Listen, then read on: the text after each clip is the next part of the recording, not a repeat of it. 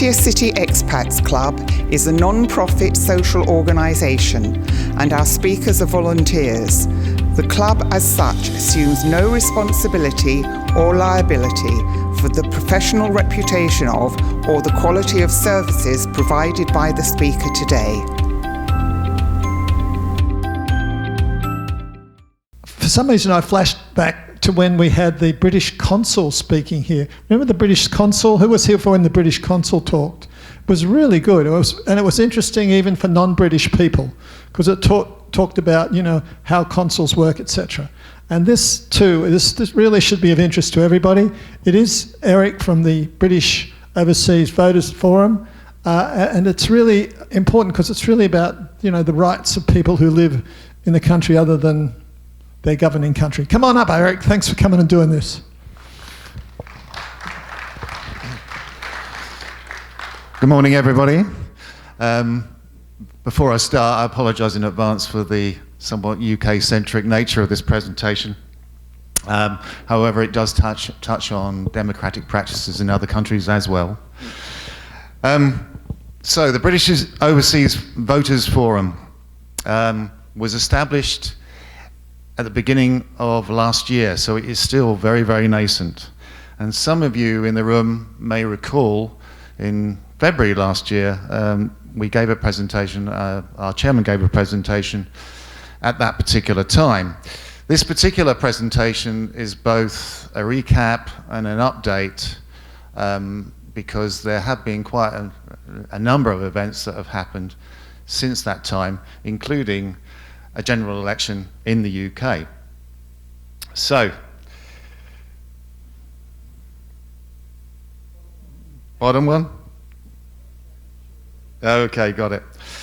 Right, this slide here just summarizes the mission of the BOVF.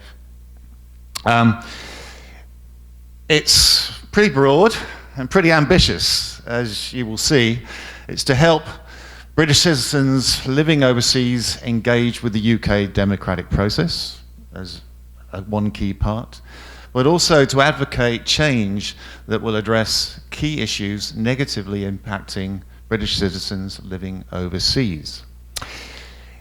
It also then, from that, is looking to introduce better ideas to the UK government for electoral reform and how to remedy key points of unfairness affecting British citizens living overseas. The other aspect is to maximize the number of knowledgeable and rational voters living overseas, and to bring British overseas citizens' experience to the UK democratic process. So actually giving back to the UK from our experience living overseas. Subsidiary missions, we're not aiming to be a trade union to campaign on everything people overseas want. We're looking to take on board what the areas of unfairness are, call them out, engage with UK elected representatives, but also they have to make sense to UK voters as well, meaning we want buy-in. And I think that is where we possibly differ from some of the single campaign groups in one aspect. So what are these issues? Well, from an electoral point of view, anyone who did vote in last year's general election knows that the voting mechanism is severely, severely flawed.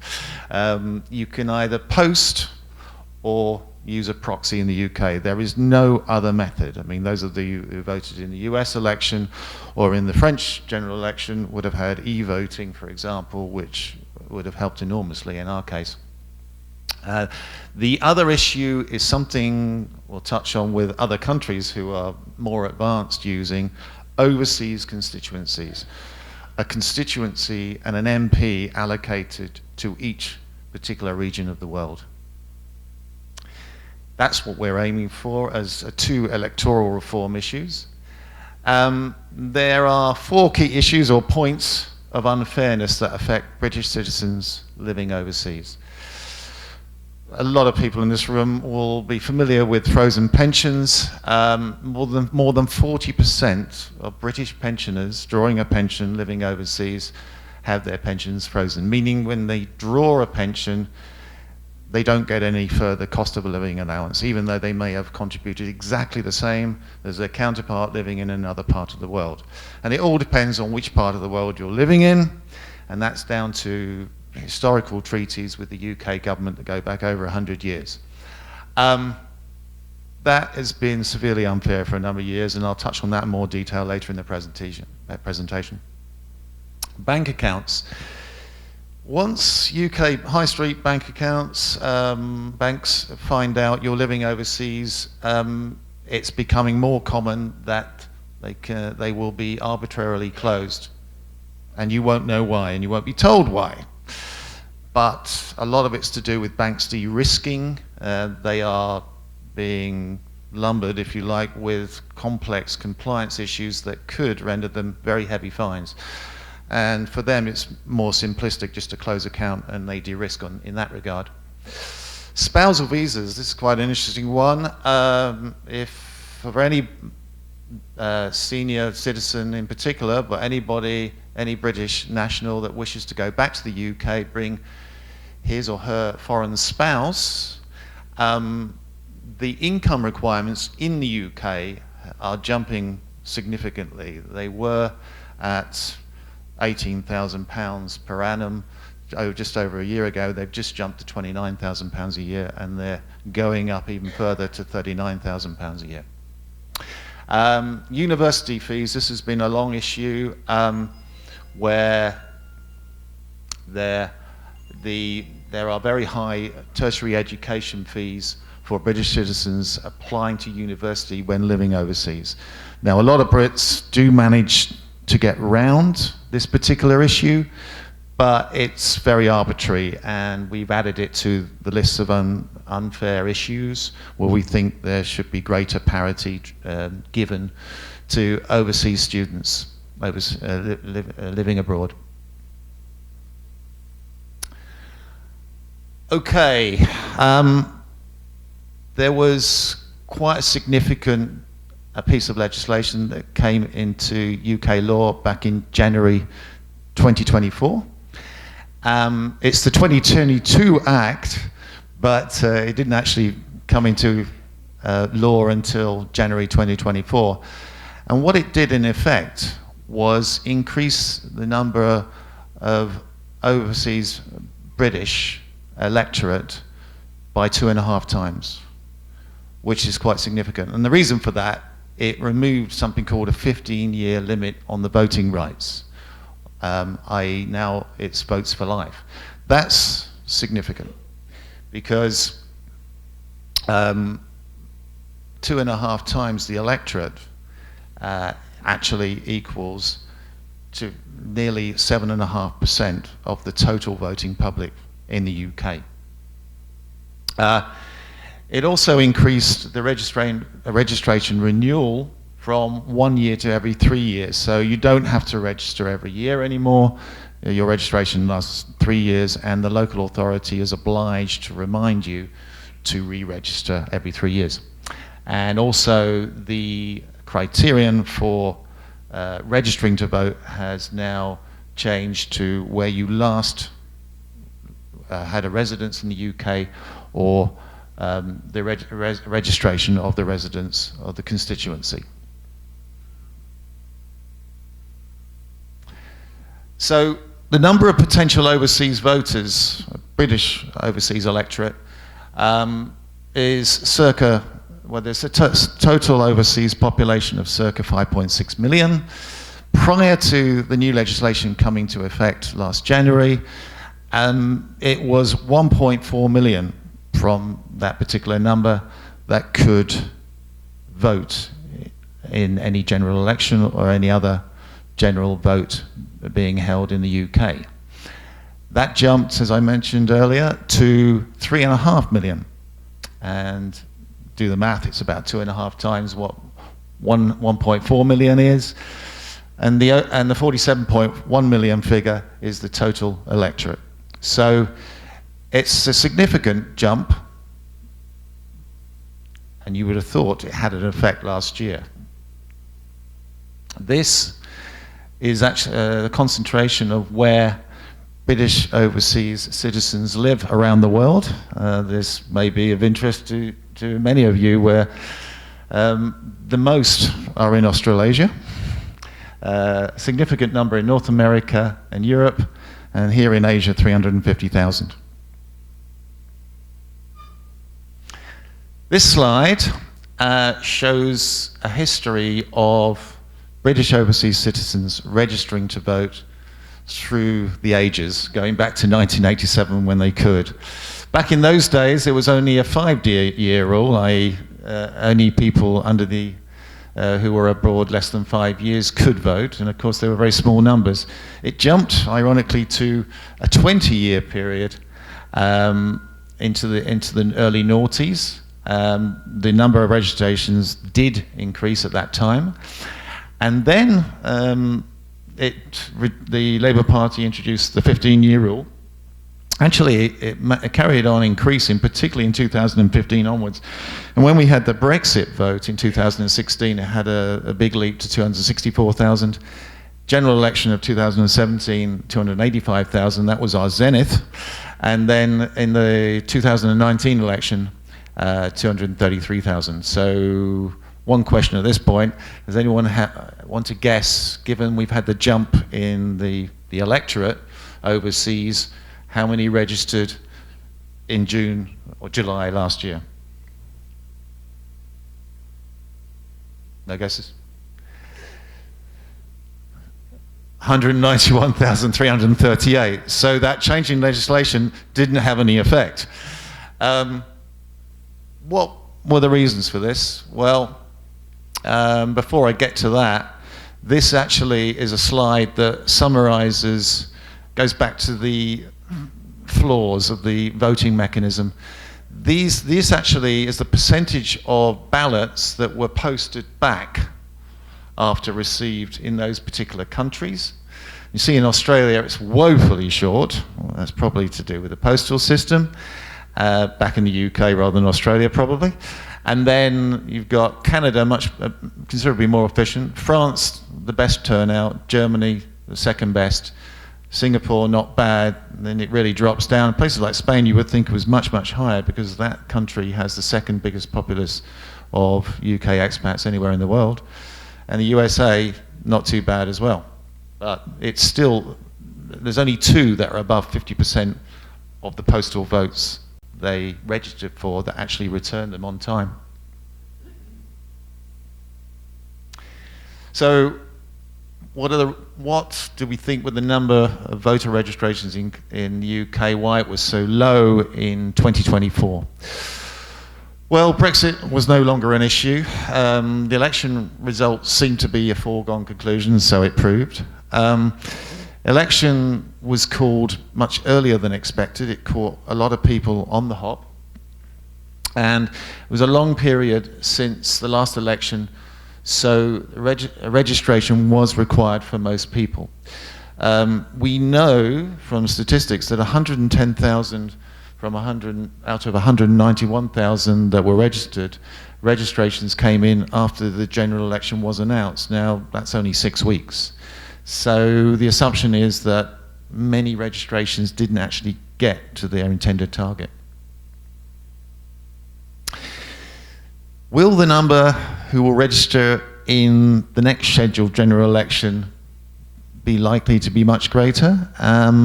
We believe it will, with groups like us continuing our activities and others. There is potential for no over-control in the next election, because there is likely to be a rebalancing of the vote since the last general election. It generally happens. There is an unknown impact of a new party called Reform, which is making significant gains.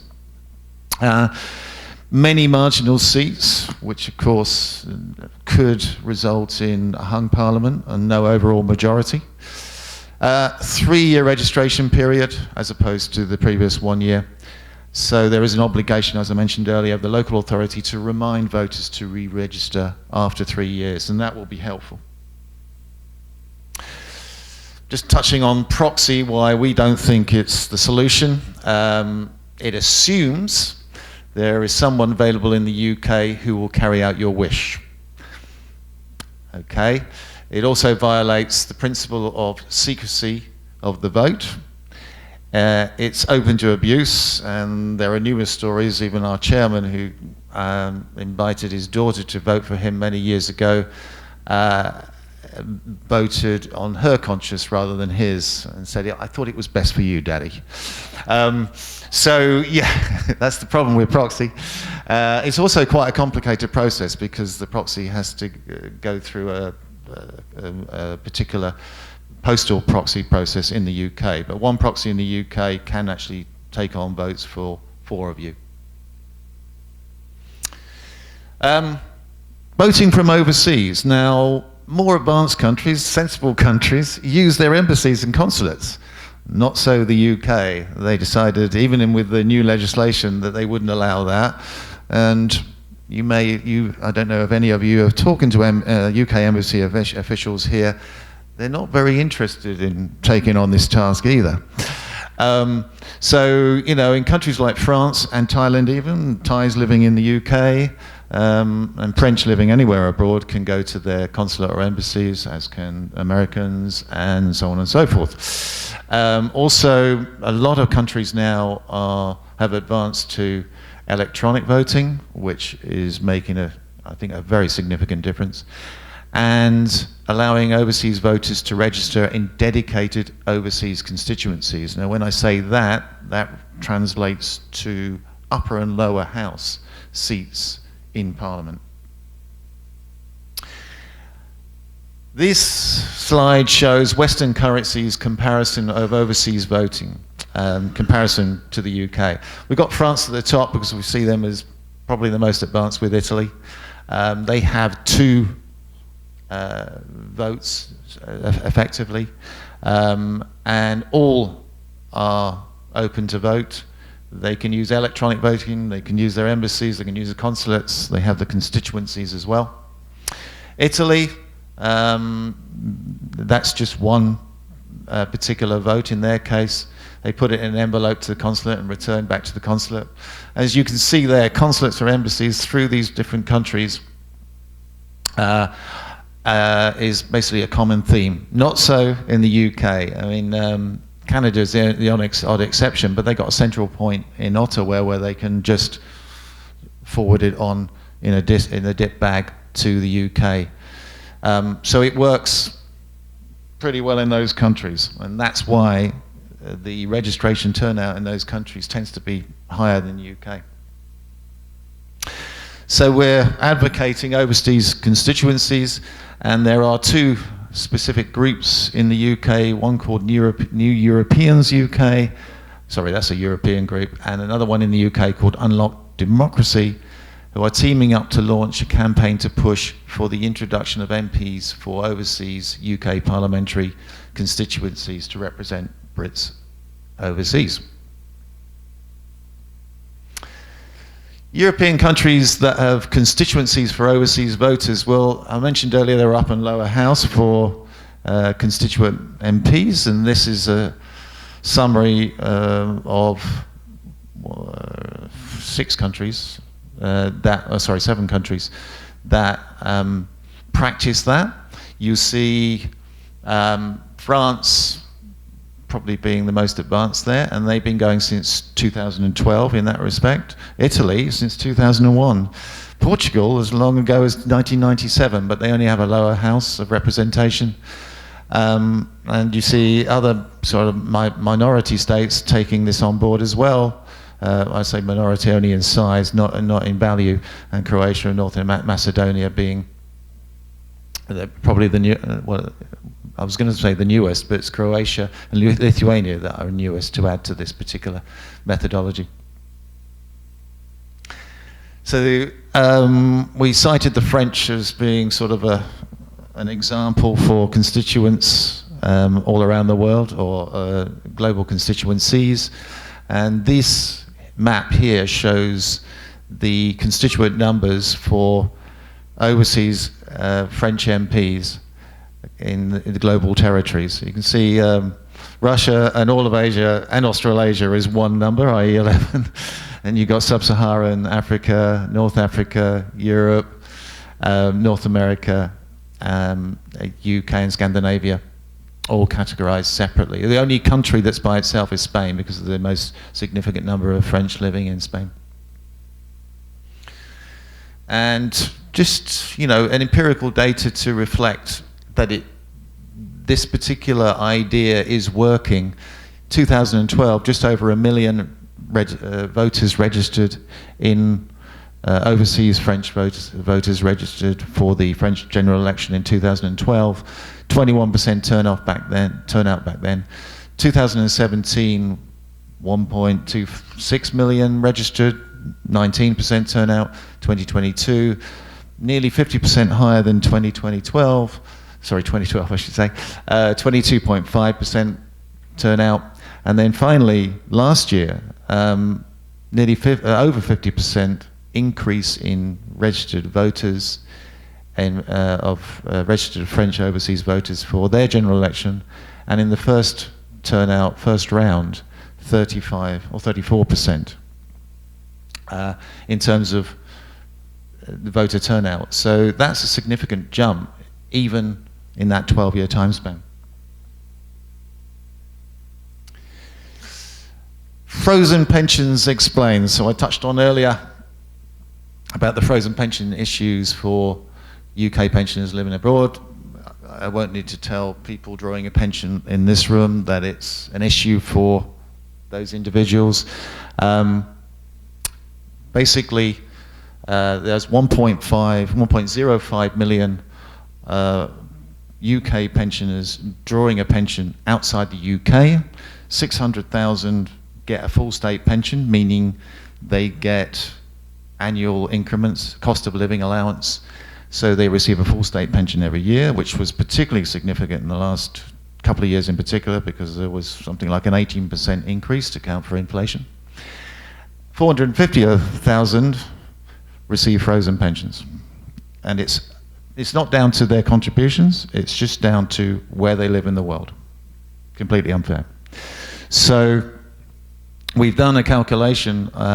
If on average frozen pensioners receive only 60% of their base rate pension, saving to the UK is £1 billion. That might sound a lot of money to you and me, but in terms of an overall budget to the UK, that's a fraction, that's a drop in the ocean.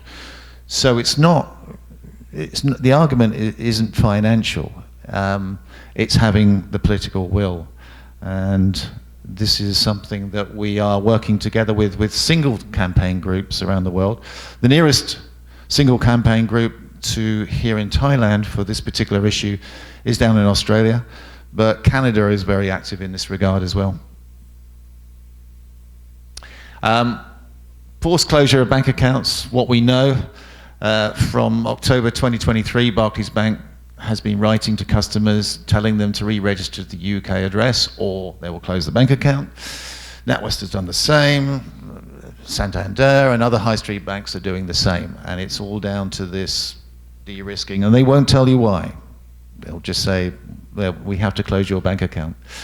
But the reason why Brits do still need to have a UK bank account are manyfold. They are paying for taxes on UK income, for example. They could be receiving a pension in the UK, renting out UK property and paying the bills and so forth, supporting children going to university, paying magazine subscriptions, and obviously holidays and visits back home as well. Spousal rules. Well, the slide here says the price of love.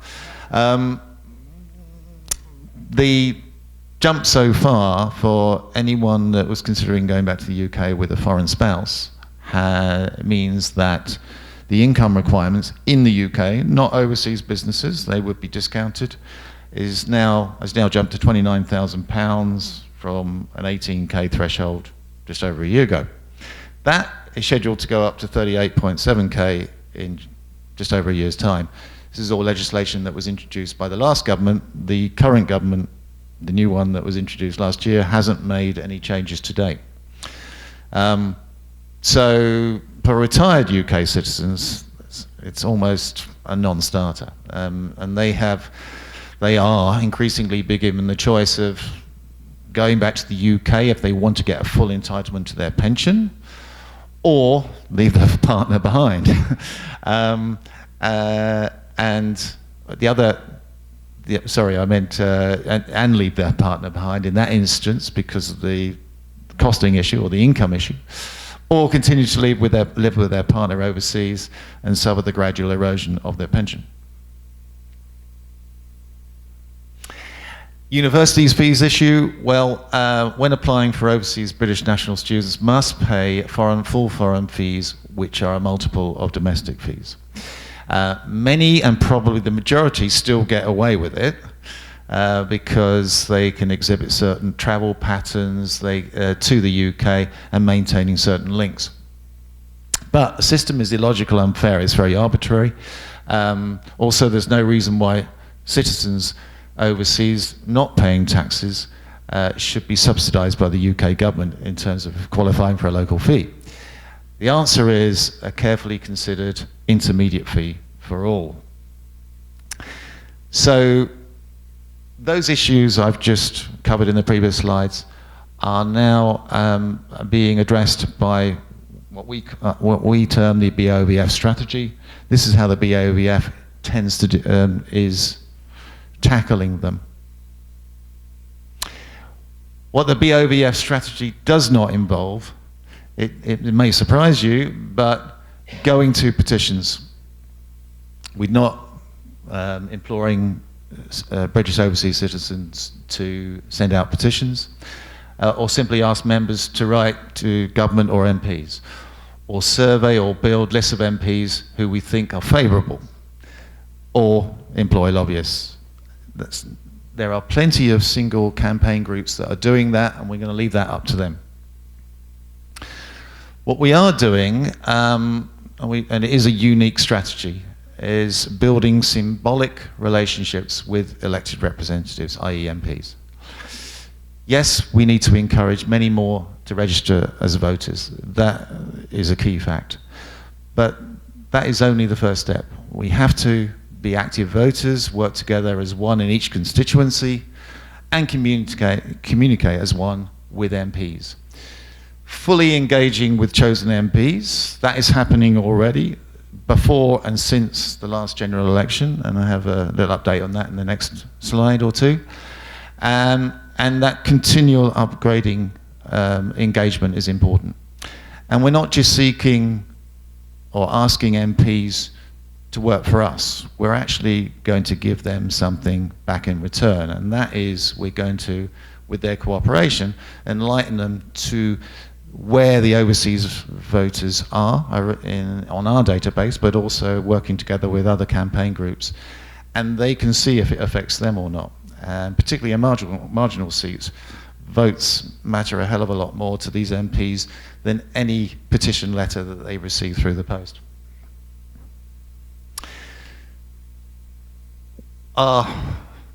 This slide really summarises our successes so far. We believe we have a coherent and proven strategy. We've run it past the elected representatives. We've got very positive response in how we're going about this. And we've already got some MPs already on board already. Something like 20 plus MPs across 4 different parties, so across the political spectrum, have already engaged with us, are continually engaging with us, ongoing liaison, and they are importantly championing, and we are giving them the opportunity to champion one of those key issues of farm fairness in particular that we mentioned earlier. So we're working together with them, and then we're going to draft and be able to discuss with them policy proposals that they could take to be private members' bill to Parliament. Now, again, we've got still some way to go before we get to that particular level, but that is the strategy. Electronically, we've got a website backend with a tool for large organization, meaning we can now cope with a large database on our website. We have great networking fun, and we have some well-developed policies already regarding those issues. And in that regard, the most advanced one is concerning the British Overseas Students' Fees Policy. We have already put together a draft which proposes setting up an intermediate fee for all overseas Brits. All British nationals living overseas would qualify for it. Only parents that were ordinarily resident in the UK on the 5th of April before the semester of a course would qualify for a local fee. Universities not involved in deciding who gets the fee would be the scenario here, which isn't the case right now. And loans would then be available for all Brits, but backed by guarantees, and attractive grants in key subjects backed by bonds. This is a slide of how that breaks down. We've taken the UK local fee. If you're in England right now and you want to send your child to university, the local fee cost is £9,250 a year as of this year. Government grant is £1,150. What we've done is taken that and added a premium of 10%, come to a figure of £11,450 as a proposed fee, as an intermediate fee for all overseas students. The average foreign student fee at the moment is something like, it's £17,109, so it's significantly higher. Trying to get a better balanced, compromised version of the intermediate fee. And the published break-even for universities in the UK as of last year is £11,295. So this solution would mean that universities don't lose money as a result. And again, what it would mean for the UK, well, the government gets a win because potentially it will save 60 to 100 million pounds annually. British unis mildly better off, only 12,800 students in all years paying foreign fees. And it introduced certainty to the process. It reduces ancillary costs, e.g. consultants' fees, trips back to the UK, etc. Increases the number of overseas students going to study in the UK universities, and also students deciding on first choices of university to study at and studying important technical degrees. That's a snapshot of a policy proposal that we're already discussing with an MP who's championing that particular issue, and we're doing the same with those other key issues that I explained earlier in this presentation. This particular slide just looks at what we're targeting over the next 2 years, and it's specifically focused on supporters of the BOVF. Supporting the BOVF as a supporter is free and without obligation. It just requires putting a name into the database, filling in a small form, and you also have to include the last postcode where you lived in the UK. That's it. For those that want to be more involved in BOVF activities and the regular decision making in terms of the communications amongst the BOVF, and also to influence some of the policies that we are working on, there is an option of being a member. You can do this as a supporter as well, but you get more involved as a member. The cost of that is £30 per annum, and we're aiming at hopefully getting up to 1,000 over the next 2 years. That will give us a small war chest to continue our activities. Clearly we need it. We at the moment we're just dependent on voluntary subscriptions and, sorry, not subscriptions, but contributions. So that will keep us going. But the database, if we have 50,000 supporters, for example, who are almost all registered voters, this will give us real bargaining power with MPs as we evolve our relationships with them. This here is a summary of opportunities for members and supporters, as I was just alluding to in the previous slide.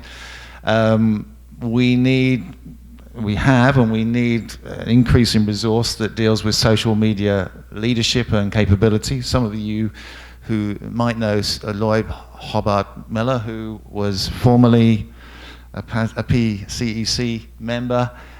He has been involved with that for us.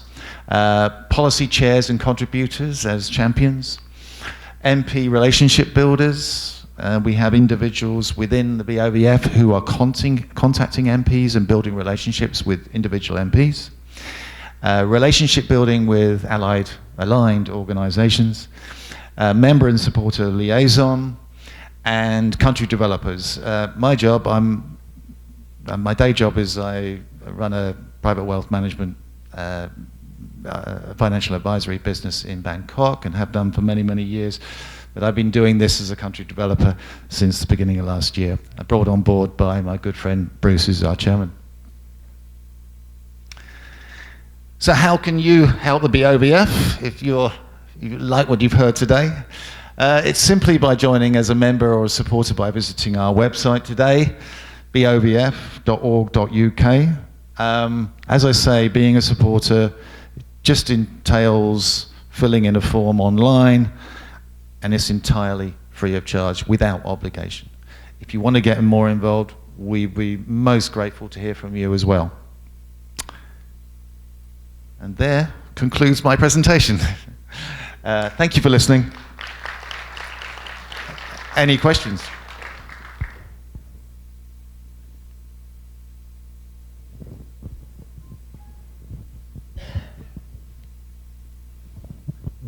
Okay, thank you for your talk. At the risk of boring everyone to death, and I'm sure you would perhaps agree, the biggest single factor here is for pensioners is not getting the increase. Yes. I personally have paid full national insurance. Yes. Now, what I'd like you to explain, I've always assumed it's all to do with money. Now, you just said there, it's only 1.7 billion, which is nothing. Yes. So, yes. Is it down to, is a political Political reason? will. But we've had different political parties in over the years. Why isn't somebody, what is the political difference between the Philippines getting an increase and Thailand not getting an increase? Yes. What political parties are actually agreeing these reciprocal agreements? Yes. Because we've changed political parties. Yes. It really is soul destroying. The only party, to my knowledge, that's got it in their manifesto is the Lib Dems. But historically, it's been done on treaty. In the Philippines, because they had a lot of overseas workers going to work in our NHS, they were very forward-thinking government, and they negotiated with the British government for their overseas workers returning to the Philippines to get the full state pension. And it just so happens, as an expatriate, you qualify too. That didn't happen with any other country in Asia, and surprisingly, someone like Australia, where it's got the largest number of British expats anywhere in the world. So it's been done by treaty. Typically, when it comes up for review, it goes through an omnibus bill, and I think the US nationals in the audience know that omnibus bills rarely get read; they just get pushed through, and it's the same in the UK. So it's political will. There actually was a proposal by the MP, Conservative MP for Rye in Kent. He brought it all the way through with a private members bill to the point where the Treasury had to prove it. And the Treasury rebutted it because that figure I gave you there was moving forward. It wasn't looking back in time. The Treasury said that legally you have to go retrospectively back in time. That doesn't have to be the case. We know there can be an agreement amongst all parties, a compromise, if you will, where you did it just doing forward, because it's not financially viable. Going back to my point earlier, it's got to be good for the UK voters as well for us. But we've all made the same contributions, and in some cases more living abroad. It's just the case that it's just down to treaty as far as the UK is concerned. So The single campaign groups, Canada and Australia in particular, are very vociferous on this. We're just working together with them, and we're trying to engage with at least one MP championing this particular issue. And we've got one so far. We want probably two. And we're going to have to work on that same policy document that we've come up with for the British overseas student fees, a similar one for this, and engage with them. And we want to build this up to the times in the next election so that it becomes an issue, and whatever MPs have actually agreed to champion this particular issue, and we've certainly got one on board, then they're going to have certainly an advantage for overseas voters. And we hope that can be a material advantage. Okay, well, thanks for trying to give me an explanation. I always thought the back in time thing was the big thing. Going to cost a fortune to go back in time. Yes. So what you're saying there, that can be avoided. That should be legally avoided. That was the get out before, but I think that can be legally challenged. Okay, thank you. Does the MP that we've got on our side include backdating of the pensions? Well, he's actually the MP that tried it before, and the obstacle he reached was backdating. Okay. So something's got to get put together which is looking forward rather than backdate. Or if it does backdate, it would have to be not so material that it becomes a non-starter. And it also, bearing in mind, you also have to get buy-in from the UK vote as well. But at the end of the day, whether you're in the UK or outside of the UK, still made the same contributions. And so that should be irrelevant in that sense from an argument. But you can understand that if you include backdating, if somebody was entitled to a lump sum for the number of years that they've been on the frozen pension, in my case it'll be 15 years. Significant. It's a significant amount of money. It is. And I don't think it would be in any discussion or negotiation a full backdated sum, because it would be significant. But if there was something that a halfway house or a mediation point where this can be redressed, because it's just patently unfair. My own business, of course, relates to this when I advise on financial planning and future wealth management for senior clients in particular. So building this in is a key factor. And of course, people look at all workarounds.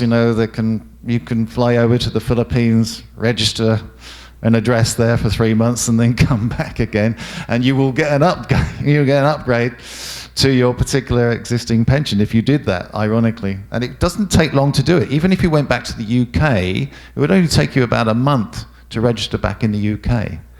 And you will get updated to the full pension at that time, but only going forward, not going back.